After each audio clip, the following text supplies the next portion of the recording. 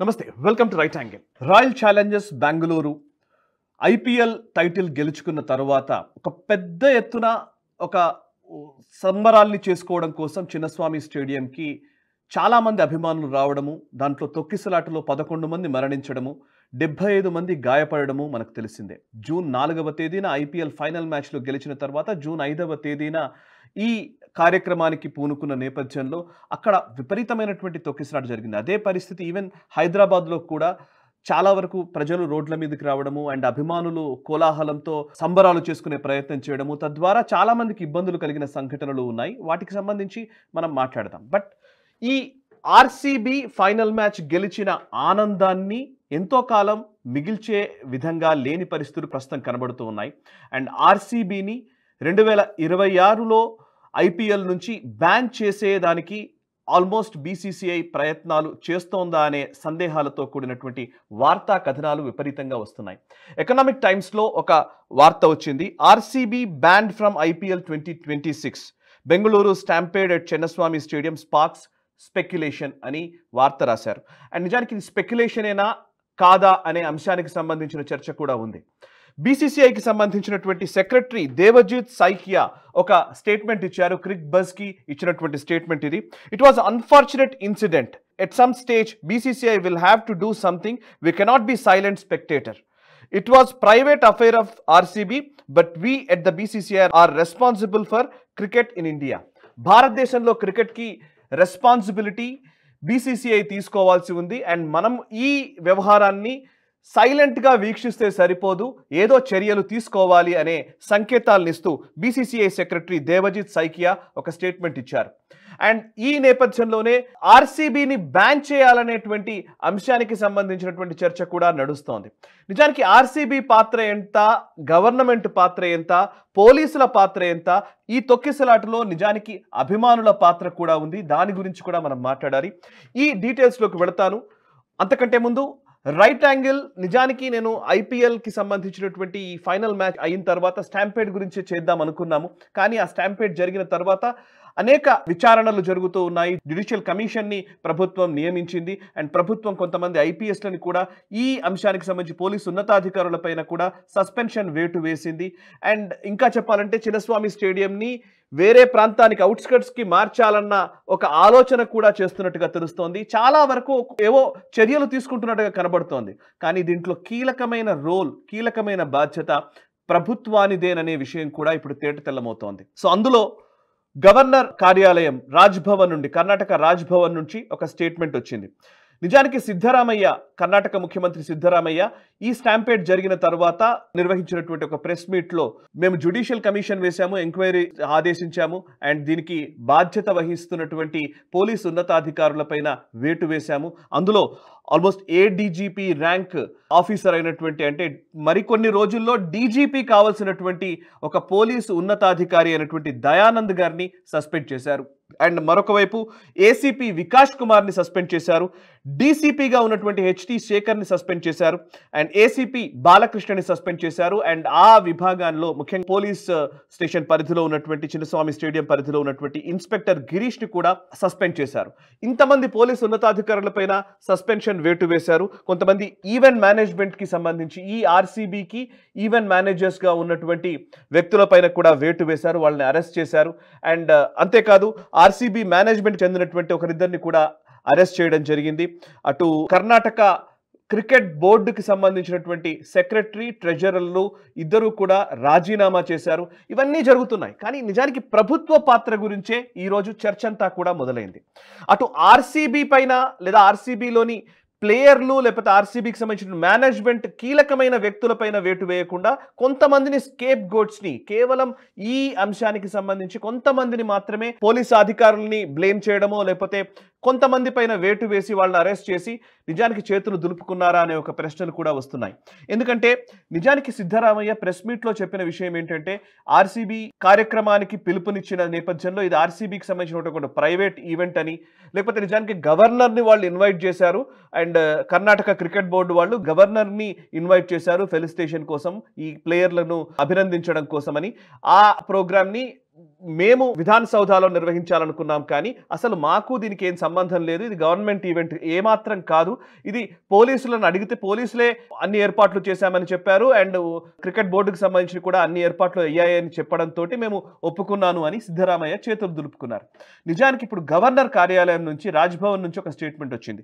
అదేంటంటే ఇది పూర్తిగా కర్ణాటక ముఖ్యమంత్రి కార్యాలయం నుంచి వచ్చినటువంటి సమాచారం మేరకు, ఆహ్వానం మేరకే గవర్నర్ ఆ పోలీస్ స్టేషన్ విధాన సౌధాకు వెళ్లారు అని గవర్నర్ కార్యాలయం చెబుతోంది. నిజానికి గవర్నర్ ఎటువంటి రాజ్భవన్ నుంచి ఎటువంటి కార్యక్రమం నిర్వహించాలని అనుకోలేదు. కానీ విధాన్ సౌధానే, అంటే ఏదైతే ముఖ్యమంత్రి కార్యాలయము లేకపోతే అధికారికమైనటువంటి సెక్రటేరియట్ ఉందో అక్కడే ఈ కార్యక్రమం నిర్వహించాలనుకున్నారు, ప్లేయర్లను అభినందించే కార్యక్రమం. దానికి మాకు ఆహ్వానం వచ్చింది అనేది గవర్నర్ చెబుతున్న మాట. సో రాజ్భవన్ నుంచి వచ్చిన స్టేట్మెంట్ ఏమో ఒకలాగా ఉంది, ముఖ్యమంత్రి కార్యాలయం ఏమో ఇంకో స్టేట్మెంట్ ఇస్తోంది. అండ్ డికే శివకుమార్ అదేవిధంగా సిద్ధరామయ్య ఇద్దరూ కూడా కొంతమంది పోలీసు ఉన్నతాధికారులపైన వేటు వేసి అండ్ ఇంకొక వైపు కొంతమందిని అరెస్ట్ చేసి ఈ వ్యవహారం నుంచి బయటకు వచ్చేస్తాము అని అనుకుంటున్నట్టుగా కనబడుతోంది. నిజానికి మనం ఇంతకుముందు చూసాం, ఈ క్రౌడ్ని హ్యాండిల్ చేసే విషయంలో ఉన్న సమస్యలు అనేకం ఉన్నాయి. కమిషనర్ సివి ఆనంద్ గారు, మన హైదరాబాద్ కమిషనర్ సివి ఆనంద్ గారు ఒక ట్వీట్ చేశారు మొన్ననే. ఆర్సీబీ ఫైనల్ గెలిచిన తర్వాత రాత్రి పూట నెక్లెస్ రోడ్ కానీ మొత్తం హైదరాబాద్లోని చాలా రోడ్లపైకి ఒక్కసారిగా జనాలు బయటకు వచ్చారు. బయటకు వచ్చి ఒక విధ్వంసం సృష్టించే ప్రయత్నమే చేశారు.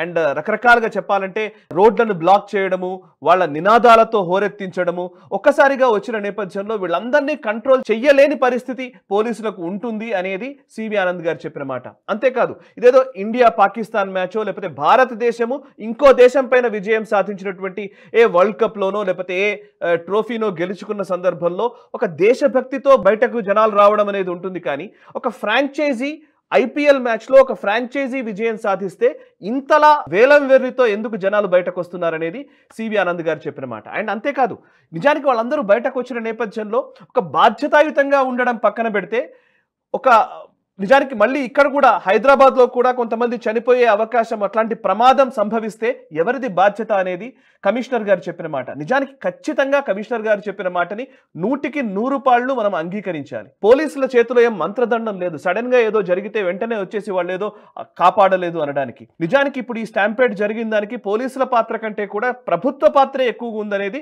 చాలా స్పష్టంగా కనబడుతున్న విషయం. కర్ణాటక ముఖ్యమంత్రి కార్యాలయము ఈ వేడుకలు నిర్వహించడానికి అనుమతి ఇచ్చిన తర్వాతనే పోలీసులు ఆగమేఘాల మీద ఈ ఏర్పాట్లు చేయాల్సి వచ్చింది అనేది పోలీసుల నుంచి వస్తున్నటువంటి సమాచారం. అండ్ జూన్ 4వ తేదీన ఈ ఐపీఎల్ ఫైనల్ మ్యాచ్ గెలిచిన తర్వాత జూన్ 5వ తేదీనే వేడుకలు నిర్వహించడం ఎందుకు, అసలు ఆదివారం నాడు నిర్వహించవచ్చు కదా అని పోలీసుల నుంచి వాళ్ళకి రిక్వెస్ట్ వెళ్ళింది ప్రభుత్వానికి. కానీ ప్రభుత్వం దాన్ని పట్టించుకోలేదు. నెక్స్ట్ డేనే ఈ వేడుకలు నిర్వహించడానికి పూనుకుంది. అందుకోసమే ఇంత చాలా తక్కువ టైంలో రావడం వల్ల, అండ్ ఇంకోటి ఏంటంటే కరెక్ట్గా ఎవరికి ఇన్ఫర్మేషన్ కూడా ఇవ్వలేని పరిస్థితి. చిన్నస్వామి స్టేడియంకు వెళ్ళాలా వద్దా, పాసులు దొరుకుతాయా లేదా, అక్కడ ఎంతమంది వెళ్ళొచ్చు, ఎంతమందికి అవకాశం ఉంటుంది, ఇట్లాంటి అంశాలకు సంబంధించి ప్రజలను నిజానికి వాళ్ళకి ఇన్ఫర్మేషన్ ఇవ్వకపోవడం కూడా ఒక దౌర్భాగ్యమైనటువంటి అంశం. ఎవరికి ఇన్ఫర్మేషన్ లేకపోవడంతో ఒక్కసారిగా జనాలు వెళ్ళారు. 30,000 పరిమితి ఉన్నటువంటి ఒక స్టేడియంలోకి 3 లక్షల మంది, 2 లక్షల పైచిలుకు మంది ఒక్కసారిగా వెళితే ఇలాంటి విధ్వంసమే జరుగుతుంది, ఇలాగే తొక్కిసలాట జరుగుతుంది కదా అనేది పోలీసుల నుంచి వస్తున్నమాట. అండ్ దీనికి ప్రభుత్వం మాత్రం ఏం బాధ్యత తీసుకుంటుందో తెలియట్లేదు. జ్యుడిషియల్ కమిషన్ వేశారు అండ్ ఇంకొకటి చేసాం. కానీ నిజానికి ప్రభుత్వం, ముఖ్యమంత్రి దీనికి రెస్పాన్సిబిలిటీ తీసుకోవాల్సింది ఉంది. DK Shivakumar deputy chief minister దీనికి రెస్పాన్సిబిలిటీ తీసుకోవాల్సిన అవసరం ఉంది. మనం హైదరాబాద్లోనే మనం చూసాం, పుష్ప 2 సినిమా రిలీజ్ అయినప్పుడు అల్లు అర్జున్ ఒక సినిమా థియేటర్కి వెళ్ళినప్పుడు జరిగినటువంటి తొక్కిసలాటలో ఒక కుటుంబం నిజానికి మనిషిని కోల్పోయిన పరిస్థితి. సో అట్లాంటి టైంలో అల్లు అర్జున్ని అరెస్ట్ చేశారు. కానీ దానికి పోలీసులు కూడా చెప్పారు, అల్లు అర్జున్ని వెళ్ళిపోమని చెప్పారు. పోలీసులు చెప్పినా కూడా ఆయన వినకుండా బయటకు వచ్చి అభివాదం చేశారు అభిమానులకి. సో అలా చేయడం వల్ల ఇంకా చాలా రక్కస్ అక్కడ క్రియేట్ అయింది. దానివల్లనే మేము ఆయన అరెస్ట్ చేయాల్సి వచ్చిందని అసెంబ్లీ సాక్షిగా ముఖ్యమంత్రి రేవంత్ రెడ్డి గారు ప్రకటించారు. పోలీసులు చెప్పినా వినలేదు కాబట్టి అల్లు అర్జున్ గారి పైన చర్యలు తీసుకున్నట్లయితే, మరి పోలీసు ఉన్నతాధికారులు, బెంగళూరులో ఉన్నటువంటి ఉన్నతాధికారులు చెప్పినా కూడా వినకుండా ప్రభుత్వం ఏర్పాట్లు చేయడంపై ఎవరు చర్యలు తీసుకోవాలి? ఇది అసలు ప్రశ్న.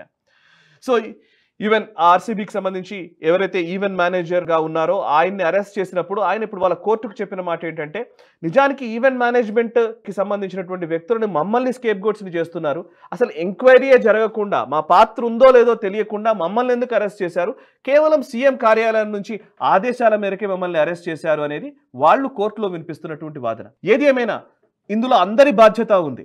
ప్రభుత్వం ఈ అంశాన్ని, క్రికెట్లో ఒక కప్పు గెలిచినటువంటి అంశాన్ని విపరీతంగా జనాలు చూస్తున్నారు కాబట్టి ఈ ఈవెంట్ని లేదా ఈ ఉత్సాహాన్ని తమకు అనుకూలంగా పొలిటికల్గా మార్చుకోవాలనే ఒక ఉద్దేశం ఉండవచ్చు. ఇంకోవైపు ఆర్సీబీకి సంబంధించి ఈ టైంలోనే ఒక పెద్ద వేడుకగా నిర్వహించడం వల్ల మళ్ళీ రాబోయే రోజుల్లో వాళ్ళ రేటింగ్స్, వాళ్ళకి సంబంధించినటువంటి ఫైనాన్షియల్ ట్రాన్సాక్షన్స్, రెవెన్యూ లేదా బ్రాండింగ్ వీటిని పెంచుకోవాలనే ఉద్దేశం కావచ్చు. ఇవన్నిటి మధ్య నిజానికి బలైంది ఎవరు అనంటే పోలీసులు అండ్ అభిమానులు. నిజంగా అభిమానులే బలయ్యారు. అభిమానులు 11 మంది తమ ప్రాణాలు కోల్పోయారు, 75 మంది గాయాల పాలయ్యారు. అంతేకాదు ఎంతోమంది ఇంకా గాయాల పాలైన వాళ్ళు, మరణించిన వాళ్లే కాదు, ఇంకా ఎంతోమంది అనవసరంగా ఒక ఈవెంట్కి వెళ్ళి ఇంత ఇబ్బంది పడి దాని ద్వారా అనేక మంది వాహనాలు నడుపుతున్న వాళ్ళు, ట్రాఫిక్ ఇబ్బందులు, మొత్తం బెంగళూరు మొత్తం షేక్ అయిపోయిన పరిస్థితి. ఇట్లాంటి వాతావరణం రాబోయే రోజుల్లో ఉండకూడదు అనంటే అభిమానులు వేలం వెర్రి తగ్గించుకోవాలి అండ్ ఆ ఈవెంట్స్ నిర్వహించే వాళ్ళు పక్కా సమాచారాన్ని అందించాలి. ప్రీ ప్లాన్డ్ ఈవెంట్స్ మాత్రమే చేయాలి. అప్పుడే ఇలాంటివి పునరావృతం కాకుండా ఉంటాయి. సో ఏది ఏమైనా ఆర్సీబీ పైన బ్యాన్ విధించడం వల్ల ఈ సమస్యకు పరిష్కారం లభిస్తుందా అంటే మేబీ కాదు అని చెప్పవలసి వస్తుంది. ఎందుకంటే ఆర్సీబీని బ్యాన్ చేసినంత మాత్రాన ఇది అయిపోతుందని కాదు. ఎక్కడైనా సరే ఒక టీంని బ్యాన్ చేయడమో లేకపోతే ఒక ప్లేయర్ పైన ఇబ్బంది పెట్టడమో కంటే కూడా ఓవరాల్గా సమాజంలోనే మార్పు తీసుకురావాల్సిన అవసరం ఉంది. దానికి మీడియా వంతు కృషి కూడా చాలా ఎక్కువగానే ఉంటుంది. సో ఏది ఏమైనా జరిగిన ఇన్సిడెంట్ చాలా విషాదకరం. ఈ విషాదం నుంచి పాఠాలు నేర్చుకోవాలి. అభిమానులు వేలం వెర్రితో ఏ ఈవెంట్ పడితే ఆ ఈవెంట్కి మా ప్రాణాలు పోయినా పర్వాలేదు, ఆ స్టార్ని లేకపోతే ఆ క్రికెటర్ని చూడాల్సిందే అనే ఒక భావన నుంచి ఫస్ట్ బయటకు రావాలి. అప్పుడే ఈ అన్నింటికీ కూడా పరిష్కారం లభిస్తుంది. చూస్తూనే ఉండండి నేషనల్ స్టాప్. మనసా వాచా కర్మణ, దేశహితం కోసం.